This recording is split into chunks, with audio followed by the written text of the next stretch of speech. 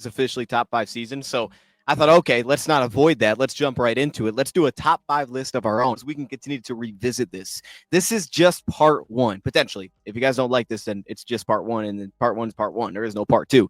But this can be something that we revisit multiple times, because what we're going to be talking about today is 5 potential cut candidates that the Lions could target when they become available, if they become available. In this case, we're going to assume they become available. Some that kind of fall still for me in the honorable mention category that I will list. I feel really good about 4. 5 is kind of shaky, but I feel really good about 4 right now.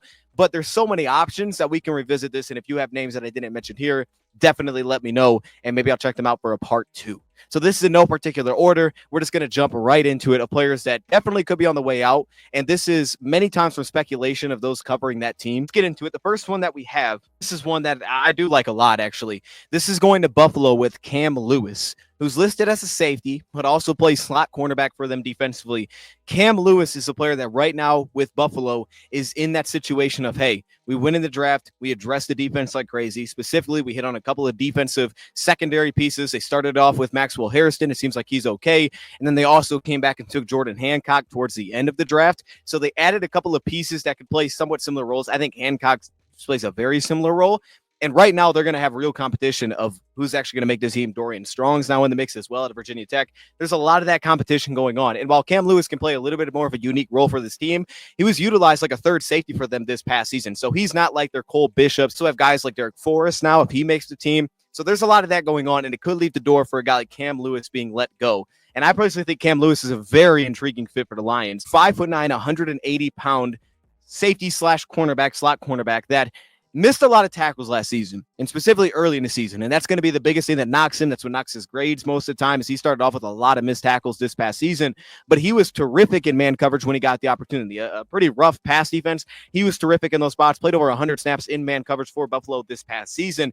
And athletically speaking, he brings a lot of talent in terms of he looks supernatural in coverage. And that's what I always like to look for. Guys that I feel comfortable with in man. Of course, zone flexibility is nice to have, no doubt. But guys that look comfortable there, that they look like they have the movement skills to do it. And Cam Lewis looks like he could be that perfect hybrid of a guy that can do it. And I think about the Lions, I think about the third safety usage. I think about Avonte Maddox showing some of that flexibility, I think, this upcoming season. Safety still has a lot of question marks. You know, you got Dan Jackson, who I think is going to end up making the team. But there's still some real, like, okay, there's openings here. There's potential for guys to stand out in this room. Nick Robertson, who looks like he's going to full-time nickel, and that looks like it's probably going to be his role this season. They always have the flexibility with Branch. But if you have another guy that has flexibility, then you can allow Branch to do that maybe more comfortably. And I think Cam Lewis could be a really good utility piece to allow other guys to fit into what they do well. And depending on how this training camp unfolds and who actually shines in the back end, Cam Lewis could fill a really big role for the Lions. At 28 years old, 6'7", 3-cone drill when he came out for the draft. The 4.5, 140 is okay. He didn't look overly explosive to me necessarily, but he was very smooth in his hips. There was real body control when he saw him working underneath. He showed some play strength, I thought, at least in the occasions I saw him matched up with tight ends. He didn't look like he was overwhelmed there. He was a finisher. He was an attacker.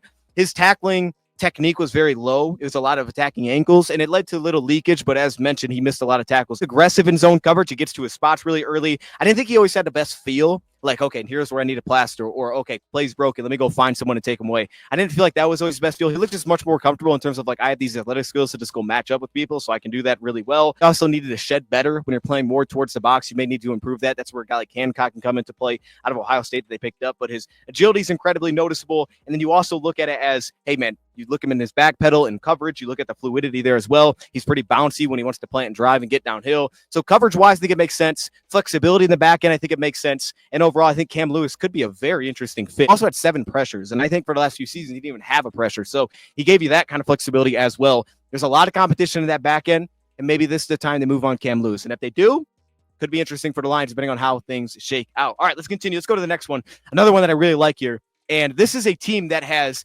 really just went all in on the young pieces. They've continued to invest on this defensive front. Now it has led to an opportunity potentially to land Mr. Relevant. And that would be DeSwan Johnson out of Toledo. Yeah, I'm a big DeSwan Johnson fan. He's a pretty undersized defensive tackle. That has a lot to do with it. Playing on the interior, he's not that long. He's pretty small. It looks like he's going to get swallowed by blocks all the time. And I think you feel that. You all see that like gap and a half, locking out, that kind of thing. Like, all right, he's getting a little bit overwhelmed here. And you're worried about that between the guards.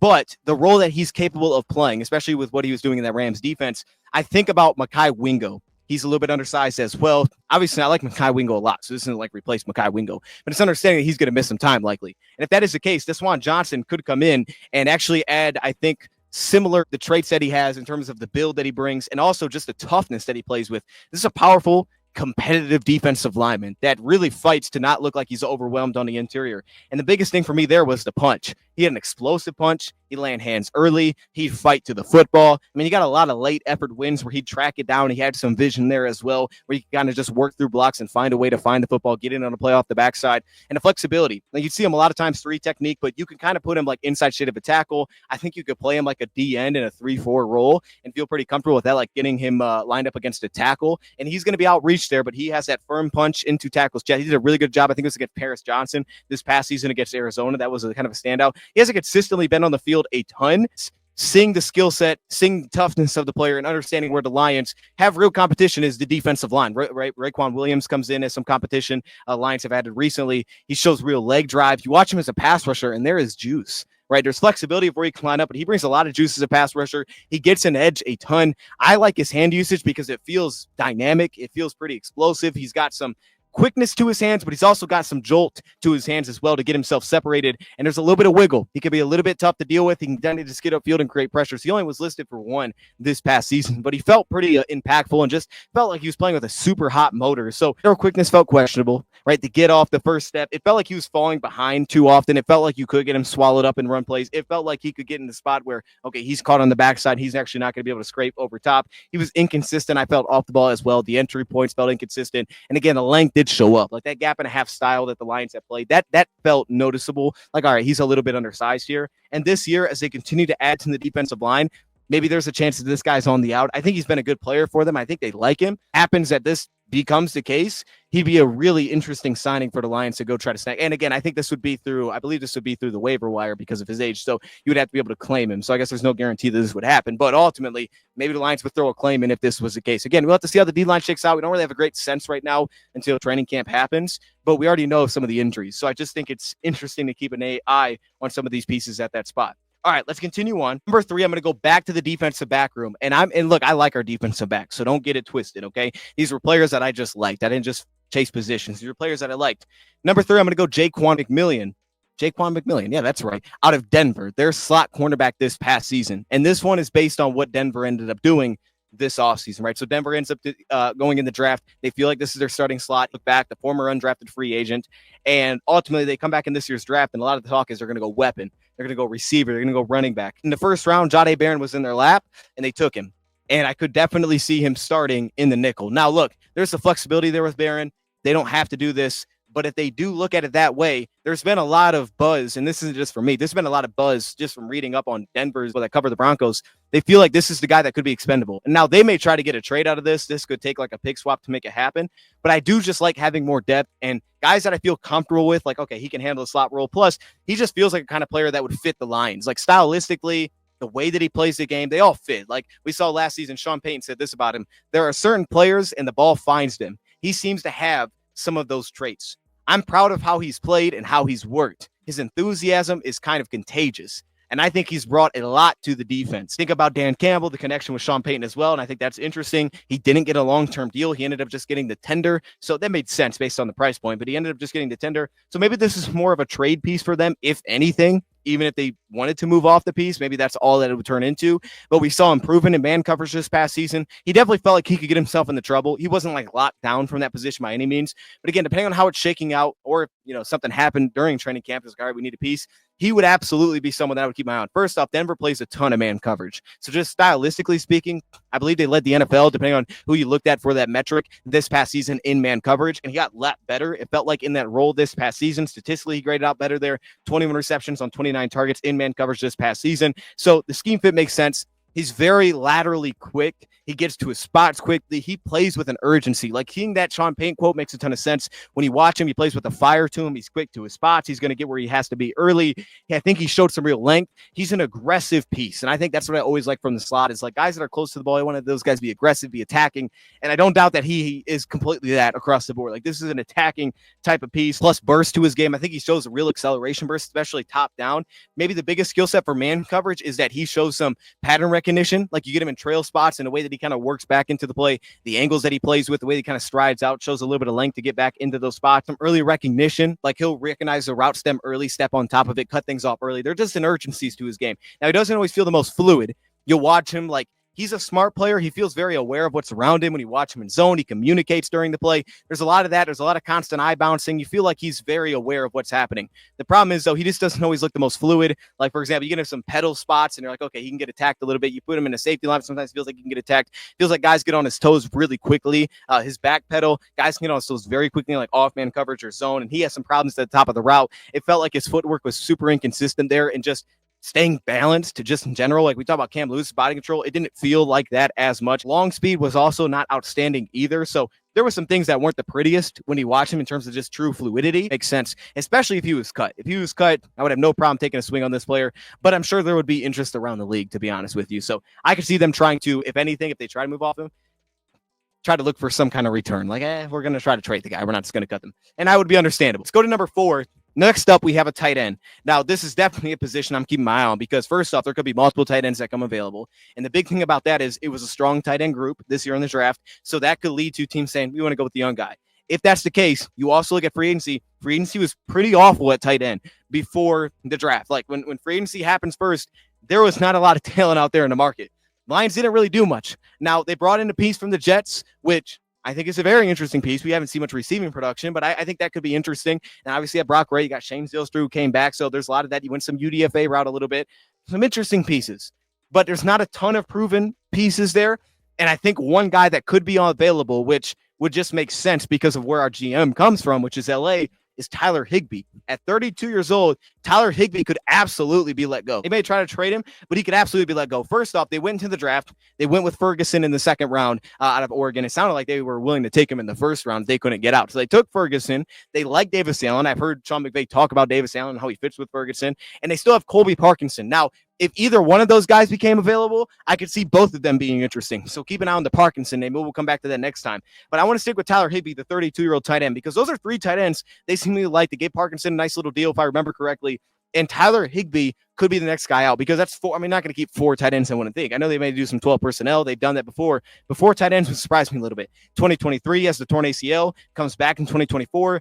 Doesn't play a ton, but it was 2023. It wasn't last year. There's a lot of these guys that could be cut because of injury. We didn't see him, but it was 2 years ago. So I feel a little bit more optimistic about that, especially if he looks good and checks out in the physical and all those things. I think there's a real physicality to his game, but I think he fits what the Lions could be looking for, which is another piece behind Laporta, right? I always ask the question, like if Laporta wasn't there for a game, who brings you the juice at tight end? That's not to say we can't make it work or we don't have other weapons in other spots. We just lean other spots most likely. Yes, Brock Wright does his job. He does his job at a high level. Like, you know what you're going to get from him. Nothing wrong with that. It's not like you're going to have 2 Sam Laportas on your team. Understandable. You'll just adjust. More running backs, right? More receiver. You just adjust how you play if he's not in the game.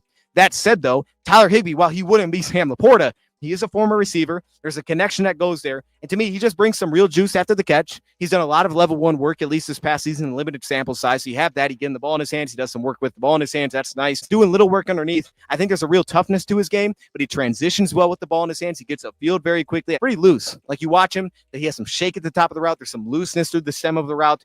There's a little bit of that fluidity when you just watch him move around. And that could help him separate within the first 2 levels specifically. I think the body control as a pass catcher, though he had some drops, we can call them, they weren't great passes this past year, but he shows some real body control that it would be a very cool signing to add to the mix. And it would definitely add competition, but I think with Brock Wright, you can play some fullback, do those kind of things. Depending on how tight end again shakes out, who does what during the training camp, Tyler Higbee could potentially add like a really proven piece to the Lions. Now, he didn't feel overly disciplined when you watch him as a route runner. I didn't feel like from a little bit. He didn't feel that explosive, probably losing a little bit as time goes on in terms of like separation ability.